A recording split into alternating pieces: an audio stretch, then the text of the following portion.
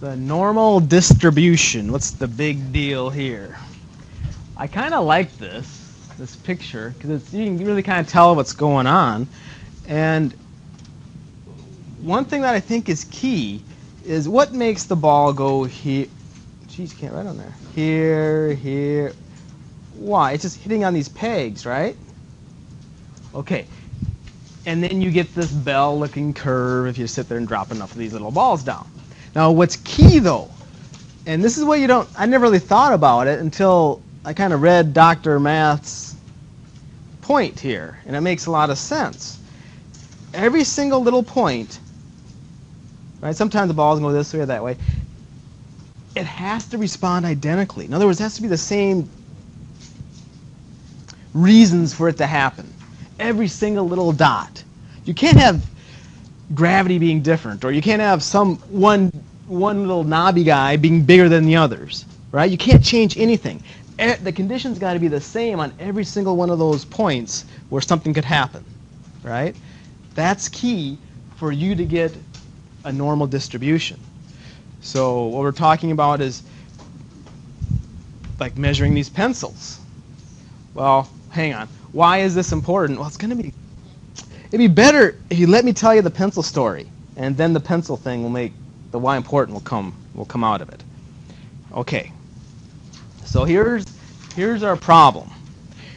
And this happens a lot in life.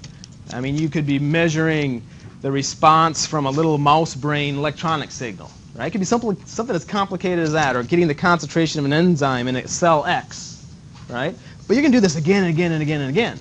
So measurements that are done again and again and again, where you totally expect to get the exact same thing, except they're just different mice is all. So I mean, odds are it could be different, but I mean, you should be getting something close to the same result.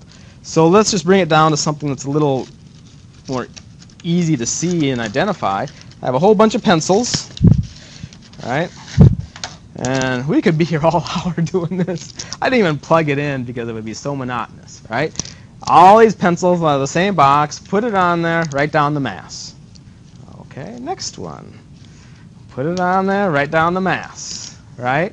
Over and over, right? See what I'm doing? It's very monotonous work.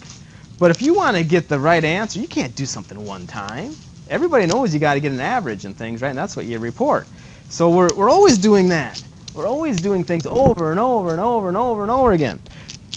Then you start getting into some questions. The dude who pays your salary at Pencil Company Dixon, right? He says, man, what could we say? These little eraser dudes are probably the most expensive part on there. And they're having the biggest variation. So if you want to really save some money, you want these little eraser heads to all be identical, and if they're over a certain mass, oh man, some kid jams up his nose, and you can imagine any question. Like, let's say the nostril size of some little baby is so many millimeters. Kid jams the eraser up there. If it's too big on here, it's not supposed to be that big, but if it is that big, then the little baby could die because he clogged up the little hole. See what I'm saying? Okay, but the odds are, I mean, what are the odds of that eraser being that big? I mean, they're all supposed to be identical. Right? Well, how could that eraser be unusually too big? You can answer that with these types of questions. What are the odds that this pencil mass, because that's what we were massing, is between such and such? What are the odds that this pencil mass is less than such and such? Because, man, we're having problems with all the graphite falling off. So some dude in China ordered 5 gazillion cases of these things, and they say that there's no lead in there. Well, what are the odds of that happening? You can figure that out here. What are the odds of the mass being less than such and such? Okay. As long as you do this first, measure something over and over and over and over and over. But okay, that's where we're heading, and that's why this is important. So, what do you got to do with all this data? Well, you have to make a histogram. Okay. So, what are the labels? Where are all my quizzes? Danielle, what are the labels? What are the axis names on a histogram? It'd be what versus what? How do you make a histogram? Histo, I guess, means history. I don't really know much. I'm just guessing. Right? Over history, you measure the same thing over and over again. So you pretty much make a little table, right, of kind of like the result or the measurement, whatever your brain wants to think about. Because it could be an actual result. You had to do some calculations and things. You got this result. So let's get over and over again. Or it could be a direct measurement like this pencil mass. Again, again, again. So you plot that versus, this is the only time in my life I use this word. When do you ever use the word tally? Right? You know what? You never use the word tally. The only time I ever use it is talking about a histogram. What's tally? It'd be the good name of a kid, I think. Yeah, that's right. Remember when you do those little tally marks? Okay, this happened once. This happened twice, 3, 4, 5. And you keep going. You keep track. So how many times did that happen? That's the tally. Okay. So you have all these measurements down here, right? Boom, boom, boom, boom, boom, boom, boom, boom, boom. And then you have their tally. And, okay, so that's what a histogram is. Assume a histogram of results is created. Nyla. Using an infinite number of measurements. So we had an infinite number of pencils, I guess. This would take infinity to do, I guess. This histogram contains what? All, most, or some of the possible results. It'd be all, right? Because you did an infinite number of measurements. You have every single possible result would be in your histogram. Okay. Sketch the obtained distribution on the above plot. Okay. Well, it's kind of like what we had before, right? In that first page. What are you supposed to call this curve? The bell curve, yeah. Okay. Label the locations of the standard deviation and average. All right.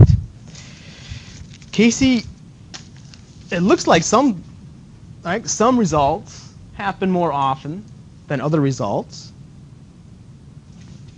So the plot looks like. Some have a higher tally than others. Where would the average be? Take all these results, find an average. Where would it be on the plot? The very middle. The very middle. And what symbol am I supposed to use for average, Amanda? What mathematical symbol?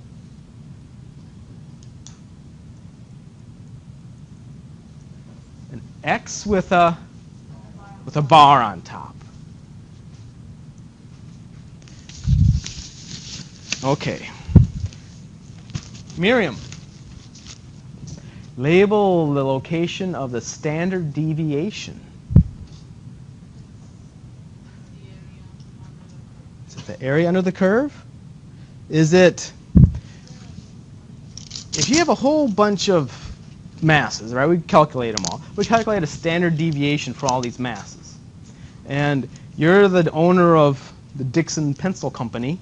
Would you want a really large standard deviation or a really small standard deviation in your product? Very small. Because that means things don't spread out. They don't vary, right? So the spread of your results is the standard deviation. So how do you measure the spread? I mean, my goodness, you could measure the spread at the top, you can measure it at the bottom. It spreads all over the place, isn't it? There's a convention. They want you to go how far up? Exactly what? Sometimes you might have seen this, FWHM, full width at half maximum. Go halfway up, and that's your standard deviation. Now, what symbol am I supposed to use for standard deviation? That's sigma. Right. That's sigma.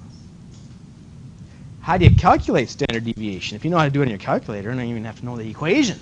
If you don't know how to do it on your calculator, you're going to have to know how to calculate standard deviation. How do you get it? Assuming you don't know how to do it on your calculator. Right? You can plug in all, I know on mine, I plug in all the little data numbers, push standard deviation, and out it pops. It's kind of nice. $6 at Walmart. But if you don't, How did it work? The square root.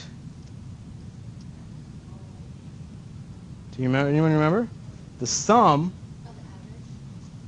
You're getting there, okay, of every average minus every, well, there's only one average, I guess. The average minus every x, every measurement.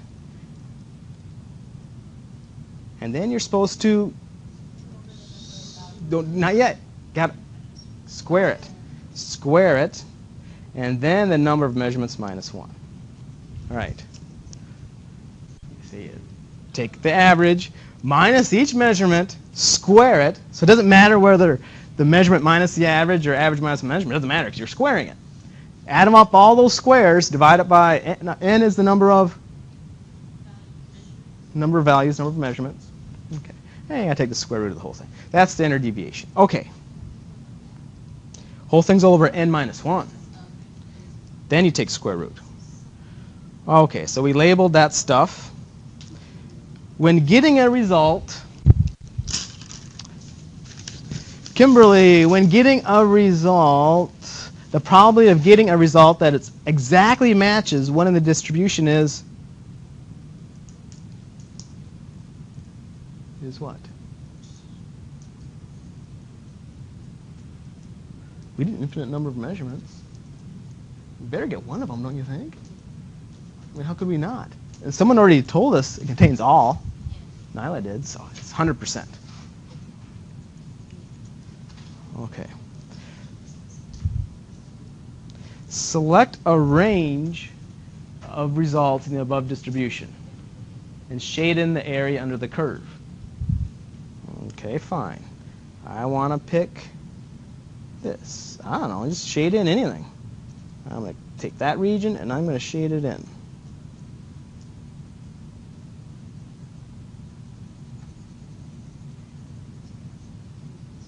Get it all nice and shaded. Should have done a different color. Would have looked prettier. Okay. What does the shaded region represent? Erica, what does the shaded region represent that we just shaded in?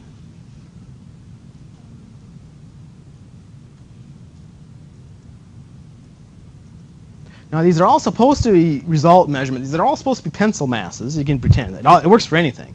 Might as well just stick with pencils, right? Those are all the possible pencil measurements. Looks like we're looking for results that are below the average. It's possible. I mean, they're there. The shaded region represents what? Anybody need to see it? Well, no. It has to, whatever we find has to be in there, right? If I would have shaded in half of that dang thing, the probability of that it being in that shaded region would be what percent? 50%. If I shaded in the whole thing, the probability would be 100%. I don't know what fraction I shaded it in. Maybe a fifth or something, right? I don't know. But it's that fraction. The fraction you shaded in is the fraction that you're going to get the result between this pencil measurement and that pencil measurement. That's the odds that you're going to get some result between those two. Whatever just shaded in. Okay? It's just the probability of getting a result between this guy and that guy. Percentage of results, yeah, but it's kind of sounds.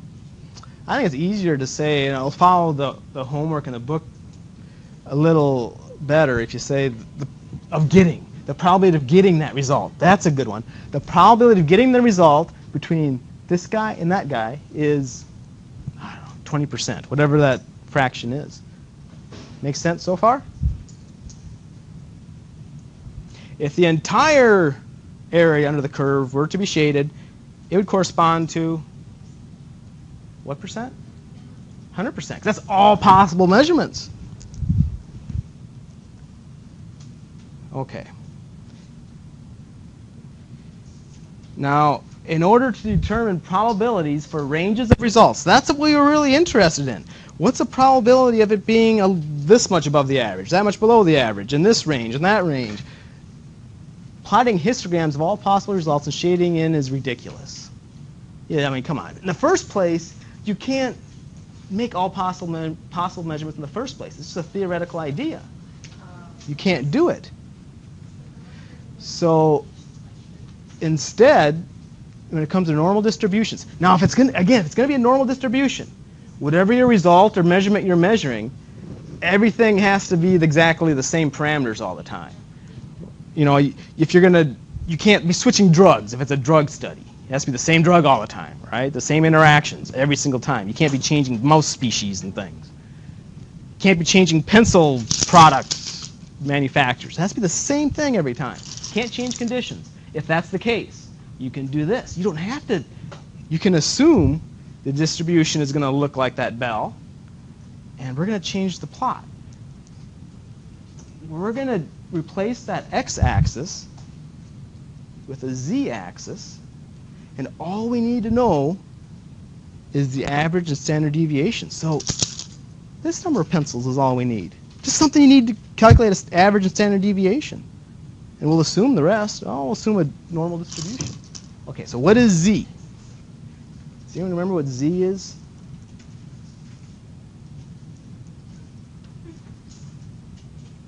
Oh, you don't use s. Sigma. Okay, I want to make sure I did that right, because I always cheat when it comes to that. It's on the bottom of the chart. Well, you don't have to remember if you have really good eyes, because you look at the bottom of the table here. The little z table, there it is. Z is x, yeah, x minus x bar all over sigma. Okay, and so what is x probably going to be? What's x? The individual measurement. Remember how we calculated standard deviation? X is just the individual measurement. X bar is the average, and this is the standard deviation. So what you have to do for all your measurements, you have to plug in the x, subtract x bar, divide it by the standard deviation, and get a z. So all you're going to do is change this plot from tally versus x to tally versus z. So, okay, tally versus, you didn't change anything. All we have is the z down here now, right? And you got your little curve thing going. Except we can probably do a little bit better, because where would z equal 0 be? If you look at how z is defined, in the center. Why? Because that's where x equals x bar. Right? Because remember we said, I forget, somebody said this is where the average is. So if x is x bar minus x bar is 0. So yeah, so that's right where z equals 0 is. Okay, we're getting there. Doesn't matter what your normal distribution is, you can do this. But again, the point is, look at Mr. Math here. The conditions have to be the same for every single possible result or outcome. In other words, the technical jargon is it's probably indeterminate error. You can't have any determinate error. Everything has to be random error. Okay. Okay. How does this particular change in axis give probabilities for different ranges of measurements? That's the whole thing what we're going to do today. Just by changing that x-axis to a z-axis and defining it as we did, you can kind of see it down here. Each measurement minus the average over the standard deviation. Right? How are we going to get probabilities out of that? Well, let's play around with it and see. So I want us to sketch the answer and provide a numerical value for each question. What is the probability a measurement will be greater than the average? So first, sketch it. Sketching it is really going to help us. I think. It helps me because it makes it visual. Now, where's the average again? In the middle. So I want to shade the right half or the left half? The right half. shade that guy in. Now the answer, just by looking at it, is going to be what? 50%. Now 50% is also written as 0.5. Statisticians, I think those dudes, 1 is their 100%, 0.5 is their 50%. This is what they use for probability all the time. So get used to it. You just have to get used to it. That's what they do. Okay, but let's see. You can do it in your head, but let's use this table to get it. Okay, let's use this table to get it. Now, how is... We already said area corresponded to what? Starts with the P. The probability. Now, they have area up there because that's really what it is. But area, it corresponds to probability. So all of these little areas are for different z's, right? And all it is, they calculated the area. That's all they did. Now, they calculated the area from, if you go to z equals 0, what's the area? 0. You see the table? I can't reach that high, but 0. But z equals 0, area is 0.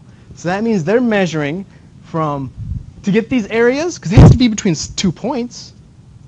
So what are they drawing there? What are they trying to shade in? They're always trying to shade in from z equals 0 to the z in this table. So if you're going from z equals 0 to z equals 0, well, you should get 0. Okay? Well, we want to go from z equals 0 to what? Infinity. Okay. So at infinity, the area is 0.5. At 0, the area is, I can't read it, but I can't reach it, 0. So 0.5 minus 0 is how we're going to be using this table.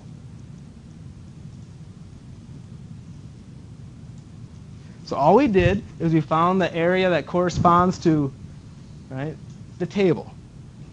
And the table, how does the table figure out those areas? From what to what?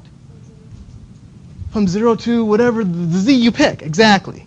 Remember that. That's really going to help you. All these probabilities are from z equals 0 to whatever z you pick. Okay. What if I would have wanted to go down here to negative z's? Right? Because that's z equals 0. I could go to negative z's. Do I need to make a whole new table for negative z's?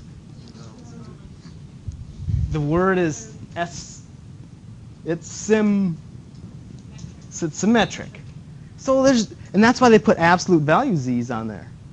Because it's the same thing. They're not going to give you a whole other table for negative z's. Okay. All right. So that's the game we're playing. And it's slowly going to get more and more complicated. So let's see. Ask if you don't see what I just did, or you don't see what the rest of the class did. What is the probability of a measurement falling between z equals 2 and z equals 0? Okay, so let's sketch it first. Sketch the area between z equals 2 and z equals 0. Right? So find where 2 is. Well, I like to put in 0 first, you know. And then my z equals 2. This is my z-axis. So boom, boom, boom, boom, boom. Okay. So use the table to get the area at z equals 2, the area at z equals 0. Subtract them, and you get what? The area at z equals 2.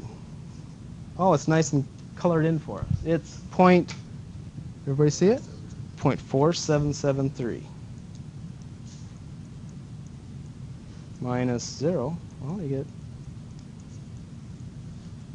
47.73%. Whatever. Either way is okay. I think we're just more used to seeing it with the little percent symbol there. Now, before we keep going, what does this have to do with pencils?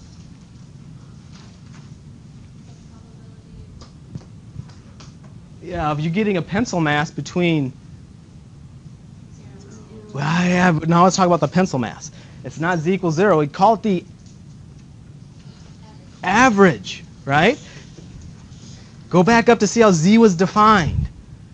Between the average So you're talking about a pencil mass between the average and z equals 2. Well, what does that correspond to? Between the average and z equals 2. That means that that numerator, that top part, has to be how many sigmas? Has to be 2 standard deviations. Right? So that would be the technical jargon. What is the probability of you getting a measurement between the average and 2 standard deviations away from the average? Well, how much is that? I don't know. Figure out how much a standard deviation is and multiply it times 2. Okay. Make sense? Question? If z would be 3, yeah, the top part would have to be 3 sigmas. So that measurement, whatever it is, you can solve for it. That's probably what you could do. It would be the easiest to do it mathematically. Just solve for x. Put in your z and just solve for x.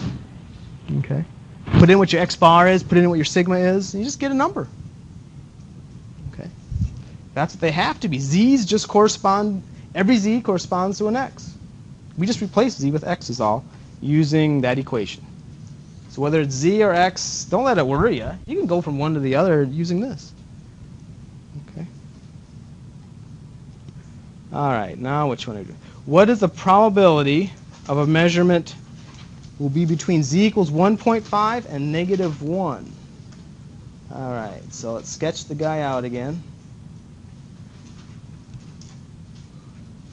There's my 0. 1.5 is somewhere over here, I guess. I guess my 1, maybe somewhere over there. Negative 1. 1.5.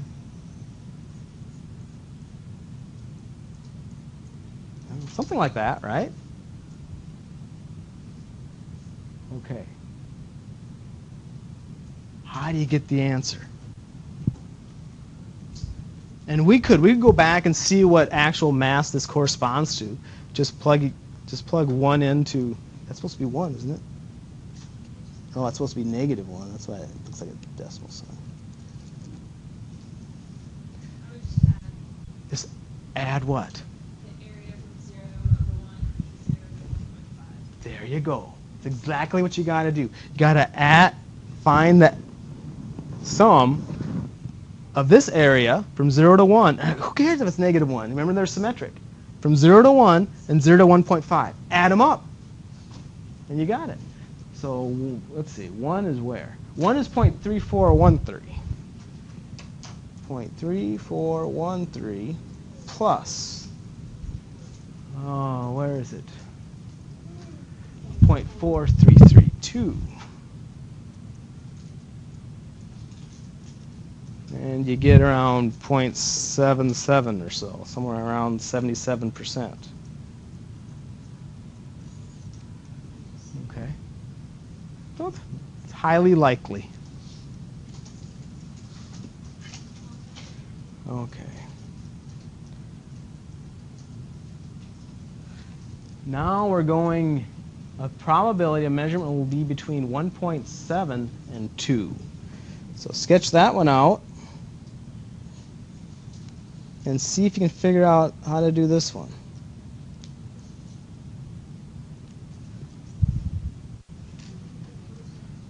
Between 1.7 and 2.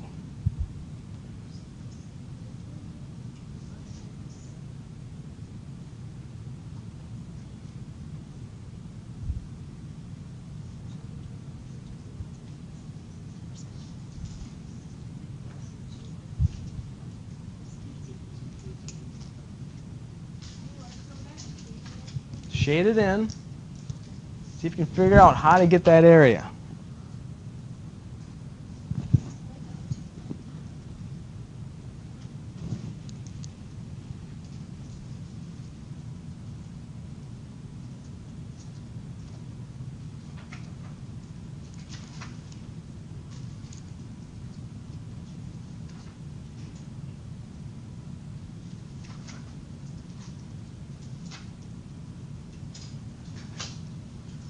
Anybody have an idea?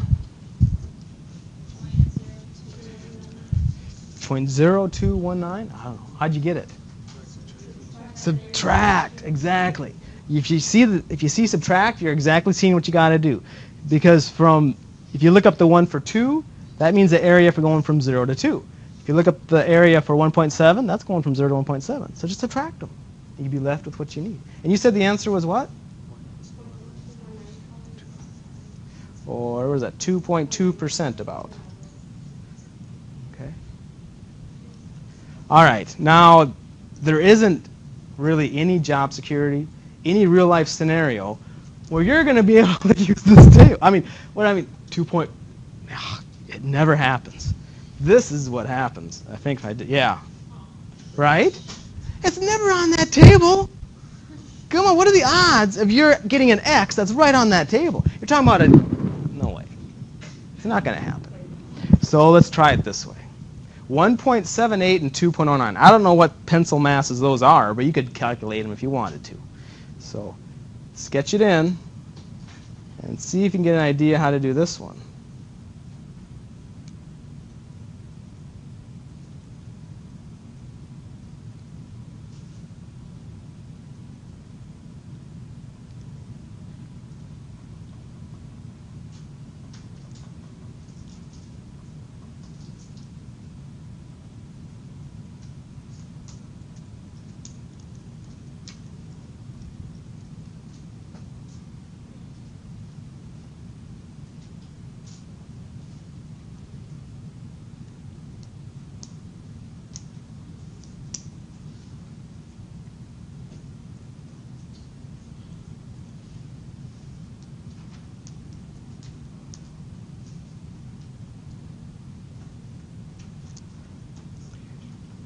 Starts with an I. Does anyone know what I'm going to do?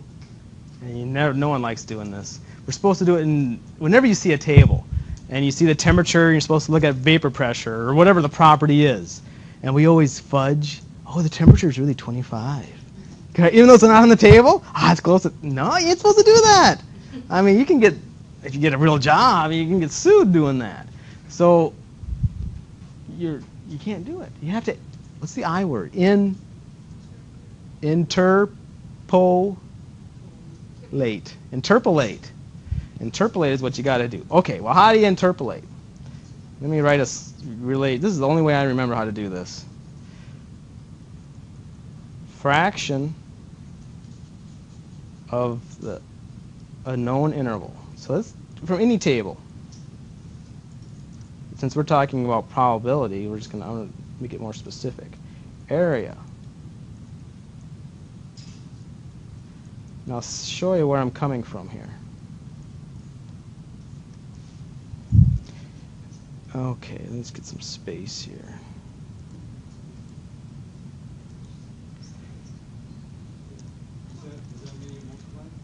Okay, yeah, I'm trying to draw a little time symbol in there. I'm going to multiply these guys together. A fraction of a known interval times the area of the known interval. Let me draw you a better picture.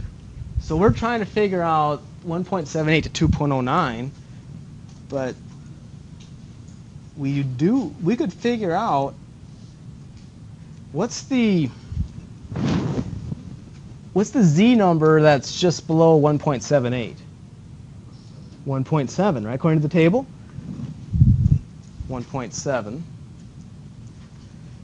And what's the Z number that's just above the 2.09? Has to be above it, though. You can't go less. Has to be a little bit above it. 2.1. So look at that table and verify what people are saying is right. Okay? So the area of the known interval, what would this area be? If they would have said 1.7 and 2.1. Yeah, what is that? The area of 2.1 minus the area of 1.7. That's going to be this guy.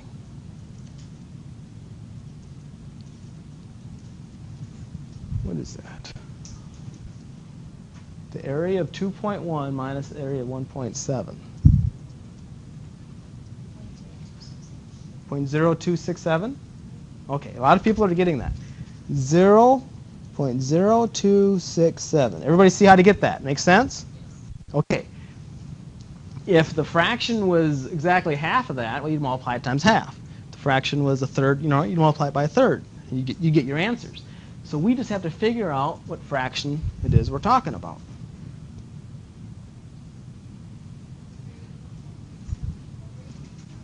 We're really, really close.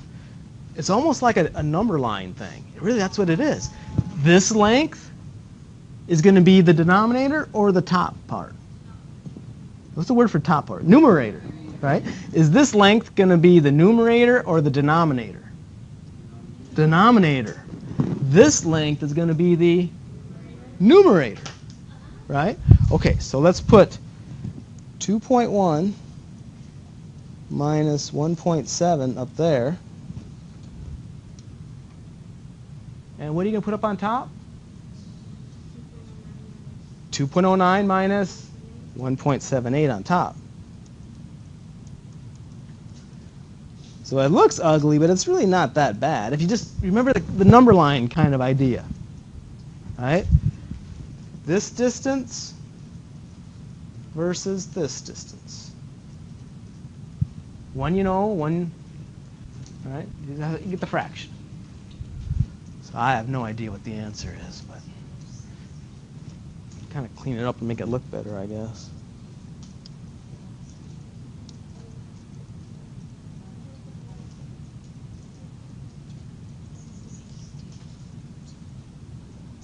What'd you get, John? No, the decimal number first. Oh my goodness. 0.021. Anybody else? Good? Okay, so that's, you could say that perfectly works well, or 2.1%.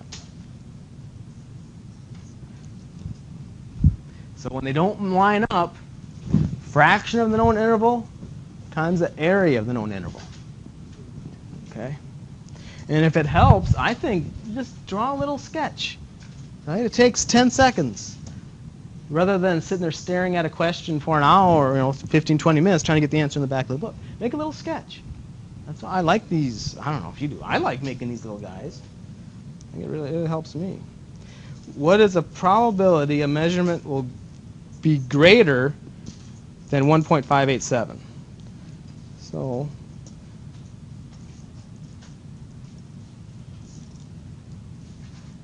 z equals 0. 1.587.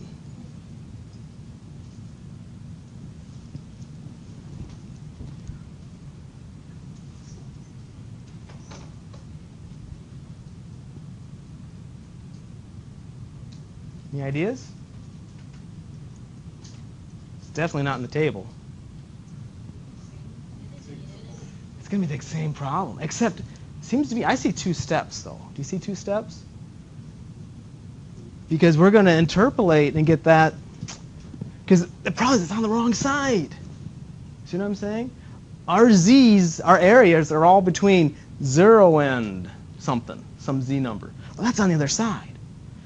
So I see us interpolating and getting this part. All right, maybe I should change the color there. Getting this part. And then doing what? Subtracting from 0.5. So you have to interpolate and get the orange part. And once you get it, don't forget to subtract from 0.5 because you want the probability of being greater than 1.587. Okay? All right, so let's, if you're not sure how to do it, again, I wouldn't skip any steps. I would set up your little equation there. Fraction of known interval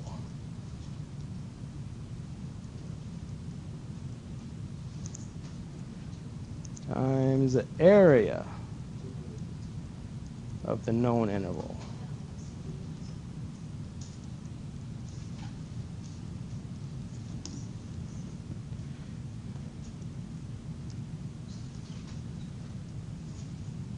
Okay.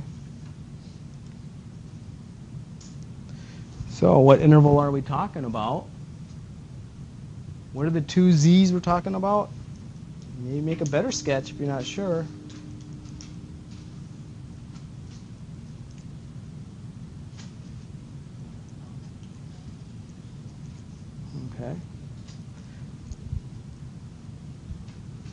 So we pretty much have to go, don't we have to go that way for our next z?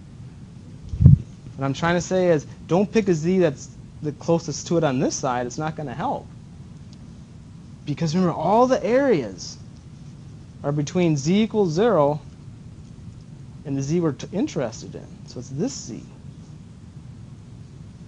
1.6.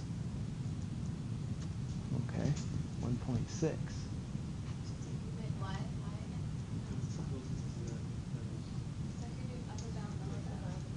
Yeah.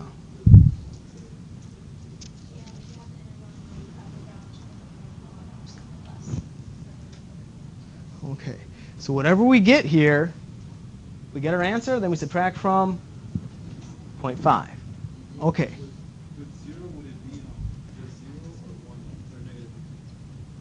Well, let's plug it in. Okay, the fraction of the known interval, area of the known interval. What's the area of the known interval first? Remember, we're going from z equals 0 all the way up to this thing. What is 1.6? I don't know what it is. 0.4452? Okay. So that's, again, that's the area between z equals 1.6 and z equals 0. Those are our 2 points. It sounds kind of odd, but that's, z equals 0 is our first point. Okay. And now we have to, our area of our known interval. Okay, the denominator. The whole length is what? 1.6. That whole length is 1.6. Yeah, then, well, maybe not 1.587 minus 1.6. I would do it the other way. Otherwise, you get a negative answer. 1.6 minus 1.587. All right. Oh, no, hold it. Which one are we answering? We're going the other way. So we want 1.857 minus 0, technically. Yeah, thank you.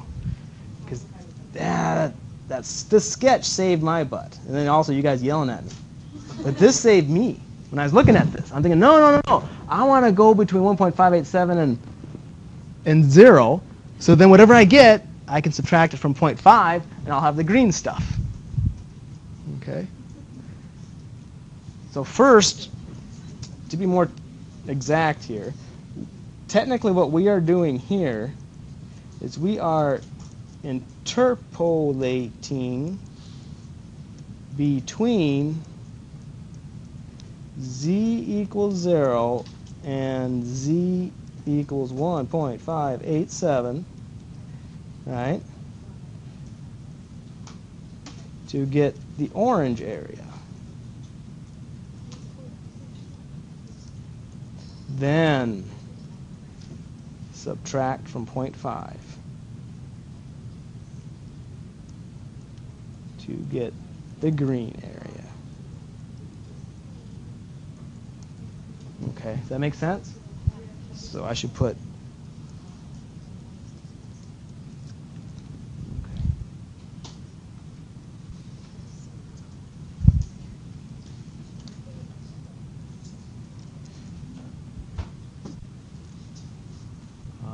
did anybody get a number? Did you get a number? You have to find the whole, no, yeah, this guy, not the whole answer. 0.442, anybody? Okay, good. 0.442. Okay, then let's make this do green. So we're going to take final answer.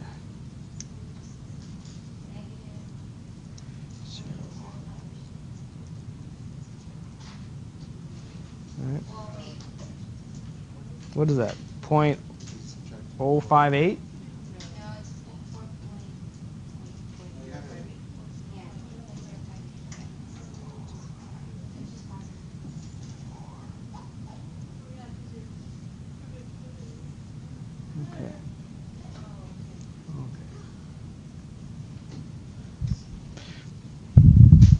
So that's pretty much the idea. So there's always more than we can get done here, but